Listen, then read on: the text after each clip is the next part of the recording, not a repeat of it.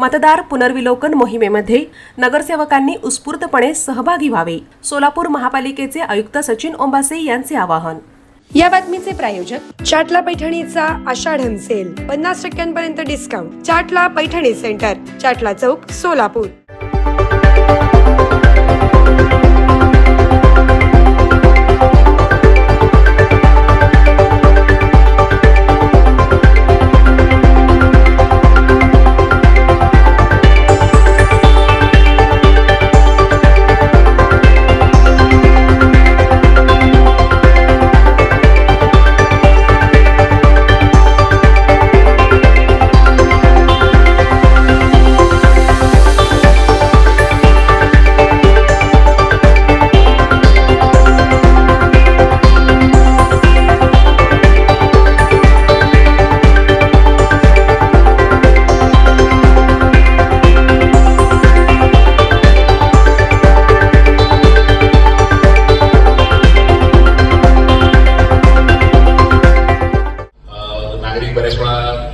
Transfer होत असेल किंवा घरात बदलणे असेल, त्यामुळे बरेचसे आपले जे अर्ज आहेत ते त्याला म्हणजे जेवढ्या लोकांची नावं आजच्या घडीला मतदार यादीत आहेत तेवढ्या सर्व लोकांचं जे म्हणजे अर्ज बघून घेऊन मग ते डिजिटाईज करणं अपेक्षित आहे.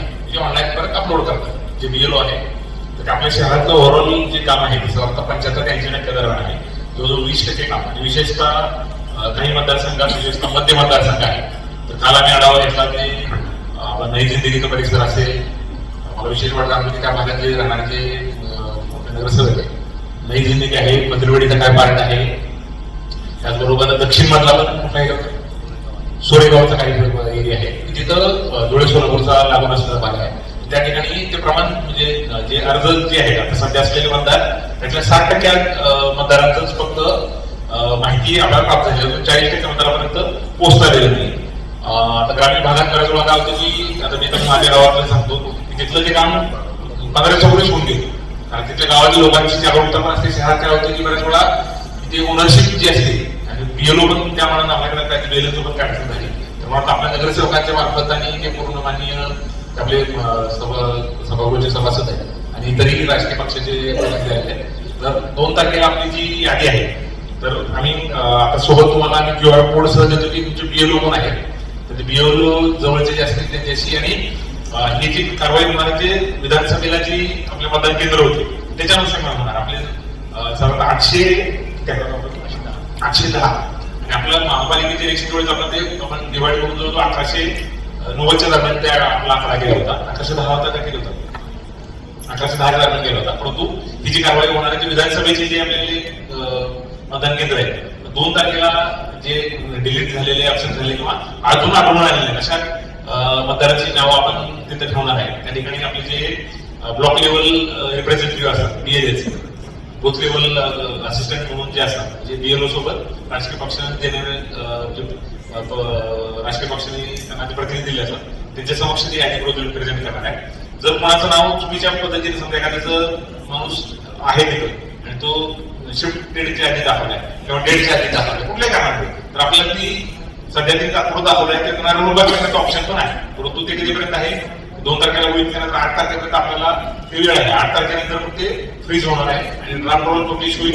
त्यानंतर मग हिअरिंगचं आपले बरेचसे AMCs आहेत असिस्टंट ते सुद्धा त्याच्यामध्ये आहे.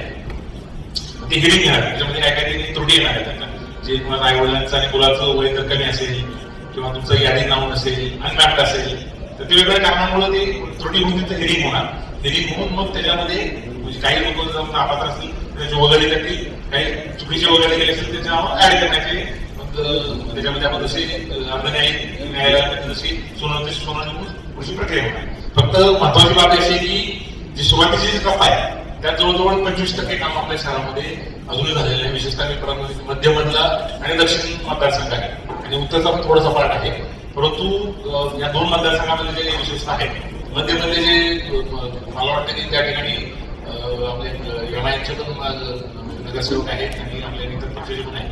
तर त्या भागामध्ये बरेच काम झाले. बरेचसे असं होतं की तिथं जे नाव आहे विशेषतः मुस्लिम समाजाचे बरेचसे आता मतदार सांगितले ते तो मतदार त्या माणसाला पण आयडेंटिफाय होत नाही.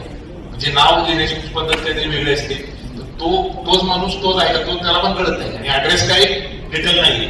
विशेषतः मला वाटतं त्या ठिकाणी आता मी ऍडिशनल आज मॅनपॉवर पण आम्ही अवेलेबल करून दिलेले आहे. आरोग्य विभागाचे थोडेसे दिलेले आहेत आणि गणिताचे दिलेले आहेत. तर विशेषतः सर्वांना विनंती राहील की त्या भागामधल्या लोकांचं कारण आयडेंटिटी सापडत नाही. आपला जो बीएलओ जातोय त्याला तो त्या माणसाला पण सापडत नाही माझं नाव काय आणि त्या बीएलओ त्याला अजून अवघड आहे. तर त्या ठिकाणी फक्त विशेषतः मतदार आयडेंटिफिकेशन करेक्ट मतदार आणि त्याच्या आई वडील करेक्ट त्याला मॅप झाले पाहिजे 2002 चे आहे. तर त्याच्यामध्ये एक मला वाटतं विशेष मध्य मधला तो भाग आहे आणि दक्षिण मधला जो बराचसा भाग आहे. तर त्याच्यामध्ये बरेच अडचणी आम्हाला येतात. तर ती मॅपिंग पूर्ण व्हावी आणि 2 तारखेला जेव्हा याद्या आपले जे बीएलओ आहे तर ते एक्झाम्पल आता मी जी यादी तुम्हाला देत आहे तरी QR कोड पण देत आहे. त्याच्यामध्ये ऍड्रेस कुठला आहे, त्याचा विधानसभेचं जो मतदान केंद्र कुठलं आहे, त्याचा पत्ता कोणता आहे, त्याच्यामध्ये बीएलओचं नाव आहे आणि मोबाईल क्रमांक आहे. तर हे आम्ही देत आहे सोबत QR कोड जोडलेला आहे आपले प्रश्न दिले. याच्यामध्ये काही अडचण असल्यास बीएलओना फोन करून यादी मागून घ्यायची आहे आणि 2 तारखेला उपस्थित राहून नागरिकांनी सुद्धा जास्तीत जास्त लोकांनी आम्ही आवाहन करतो त्या 2 तारखेला नागरिकांनी सुद्धा त्या मतदारसंघावर जाऊन यादी करेक्ट आहे का, कोणाचं अक्षर चुकून केलेलं आहे का, कोण मतदार सापडेल किंवा तुम्हाला एखादा माणूस चुकीचा आहे आणि त्याचं नाव चुकीच्या पद्धतीने मॅपिंग झाले किंवा चुकीचं झालेलं आहे किंवा हा माणूस शिफ्ट झालेला आहे तरी नाव आहे असं पण ऑब्जेक्शन घ्यायचं आहे. तुम्हाला बायोग्राफी चुकीनं इन्क्लूड केले तर ते पण ऑब्जेक्शन तुम्हाला त्या यादीवर घ्यायचं आहे. साधारणतः 2 तारखेला जास्तीत जास्त संख्येनं उपस्थित राहून तुम्ही मतदान केंद्रावर जावे. त्याचबरोबर सेम तशाच याद्या आम्ही आपल्या जो झूम कार्यालय आहे त्या दिवशी उपलब्ध ठेवतोय.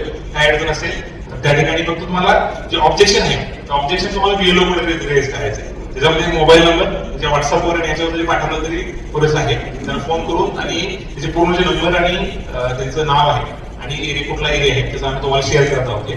आणि अजून आज संध्याकाळी उशिरा आम्हाला जे अपसेंट जे लोक आहेत प्रत्येक मतदान केंद्र आहे अपसेंट कोण आहे, शिफ्टेड कोण आहे म्हणजे त्यांचे नाव डिलीट होणार आहे. जे शिफ्ट झालेले लोक कोण आहेत, ज्यांचा मृत्यू झालेले असे कोण लोक आहेत त्यांची नाव पण बघणार आहे. त्याची यादी आम्ही आमच्या वेबसाईट सुद्धा वाटतं उद्या सकाळपर्यंत आम्ही ती हे करू आणि प्रेस नोट देऊन ती सुद्धा आमच्या वेबसाईटवर उपलब्ध करून देणार आहे. त्यामुळे एखादं त्या दिवशी तिथं जाता जरी नाही आलं तर तुम्हाला ऑनलाईन पण चेक करता येईल. आपली मतदार यादी शुद्ध होण्यासाठी जी काही आपल्याला प्रक्रिया करायची आहे त्याच्यामध्ये जेवढे जास्तीत जास्त लोक यात पार्टिसिपेट करतील तेवढी ती शुद्ध होईल.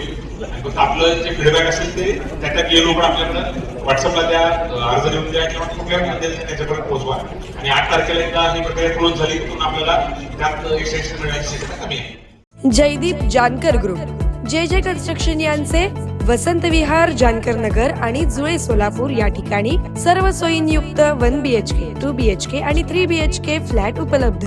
आजच संपर्क साधा 98 500 29 966. ऑफिसचा पत्ता जे कन्स्ट्रक्शन, जानकर नगर, वाय चौक, सोलापूर.